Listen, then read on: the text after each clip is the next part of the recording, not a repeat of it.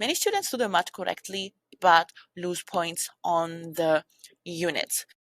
The unit of an integral is always the same as unit of input times unit of output, because we know that the integral of f of x dx from a to b is the same as the area between the curve f, the x-axis, and the two vertical lines x equals to a and x equals to b. So when we have the integral, the unit of that integral is always going to be the same as the unit of area, and you know that to compute the unit of area, you need to do the unit of the input times the unit of the output. So here are some examples. When the input is in years and the output is in thousands of dollars per years, we are going to have years times thousands of dollars per years. Now, years and years cancel out, and we are going to only have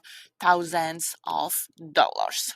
Now, when we have input is equals to months, so I'm just going to write months times billion barrels of oil per month. So we're going to have billions barrels of oil, and you're going to be divided by months. Months and months cancel out. We are going to have billion barrels of oil.